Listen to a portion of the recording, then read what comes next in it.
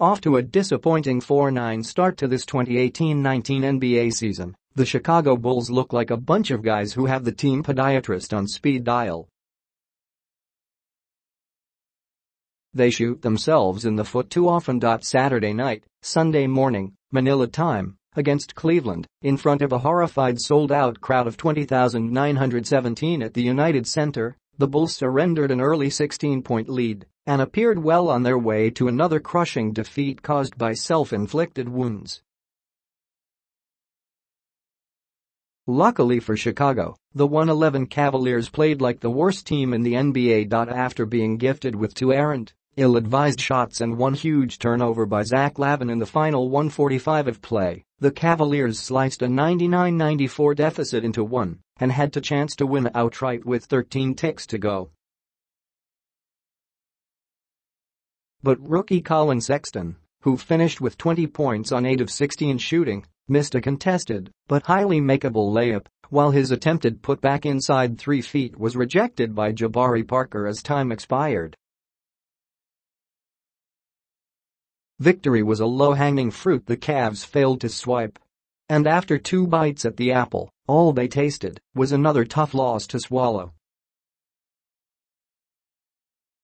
Even in the shelter of the visitors' locker, the disappointment was palpable. Jordan Clarkson had a cushy 15 points, 5 rebounds, and 4 assists in 25 minutes off the bench. But he was visibly unhappy. I mean, what joy does a Stearns and Foster pillow bring when you're laying down in a bed of frustration? While fiddling over 2 cell phones, JC parked on the north end of the quiet room. He occupied a stall next to malcontent J.R. Smith, their well-chiseled bodies drenched with enough ink to run a printing business. In a rush to get out of Dodge, J.R. sprinted out the door. Clarkson was determined to follow. But I managed to intercept him. 5 minutes, I implored. 2, he replied, abruptly. It was a happy compromise, an interview that was short like a miniskirt, but long enough 2 minutes and 13 seconds to cover the subject.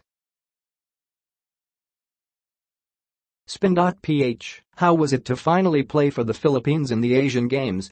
Clarkson, first time, first opportunity. It was awesome. Spin.ph, Coach Yang Guiao said so highly about you and said you were like a Filipino, easy to get along with. You've had great coaches in your career. You've got Luke Walton, you've got Tyronn Lue, and you've got Byron Scott. How does Guiao stack up in terms of preparation, defense, all that stuff? Clarkson, he was really good. He did a good job getting us prepared. We had a great time, I was happy to be a part of it. Spin.ph, the Koreans and the Chinese double-teamed and triple-teamed you. Did you feel like you had a target on your back? Clarkson, I already knew coming into the game, you know. My teammates made plays. I got them involved, stuff like that, so we had a good run off of it. Spin.ph, LeBron had high praises for you. Do you suffer from separation anxiety? Clarkson, no. We're just trying to figure out what we are doing here.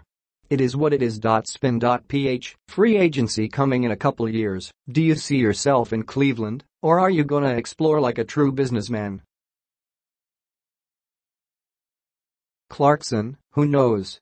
I live one day at a time. I focus on the present, and that's what I worry about.